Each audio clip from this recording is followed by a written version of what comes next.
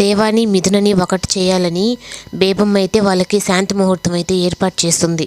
కానీ దేవ అయితే ఒక్క మాట ఏం మాట్లాడకుండా ఇంకా నానమ్మ ఇప్పుడు ఇది ఏమి వద్దు అని చెప్పనన్నా, ఇంకా నేను ఇక్కడ ఉండాలి అంటే నువ్వు దీనికి ఒప్పుకోక తప్పదు అని చెప్పనని ఇంకా బేబమ్మ అయితే దేవాని లాక్ చేస్తుంది.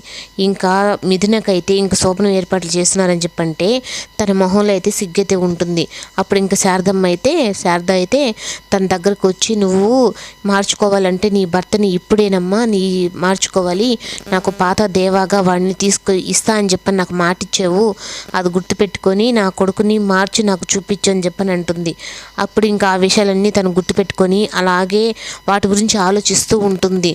ఇప్పుడు గదిలోకి కానీ ఈ పాలు కానీ తీసుకొని వెళ్తే తీసి నా మొహం మీద ఏమన్నా కొడతాడా, లేదంటే సైలెంట్గా ఉంటాడా, ముందే నా మొహం చూస్తేనే ఇక్కడి నుంచి చిరుబుర్లాడుతూ ఉంటాడు, అందులో మామూలుగా ఉంటే నేను అందులో ఈరోజు నైట్ అంతా ఇద్దరు ఒకే రూమ్లో ఉండాలి, ఇంకా ఏమి అవుతుందో ఏందో అని చెప్పని టెన్షన్ పడుతూ ఆ రూమ్లోకి అయితే వెళ్తుంది. ఇంక వెళ్ళిన తర్వాత పాలైతే తనకి ఇస్తే తనైతే ఏం మాట్లాడకుండా పాల గ్లాస్ అయితే తీసుకొని పాలు తాగుతూ ఉంటాడు. సగం తాగి నీకు ఇవ్వాలని చెప్పని మా నాన్నమ్మ అనింది, నువ్వు తాగుతావా నా ఎంగిలి అని చెప్పని అంటే తాగుతాను అంటుంది. ఆయన నువ్వు నా ఎంగిలి ఎందుకు తాగుతావులే, పెద్దంటోళ్ళు కదా మీరు అని చెప్పని ఆ పాలు కూడా మొత్తం అయితే మా దేవాన్ని తాగేస్తాడు.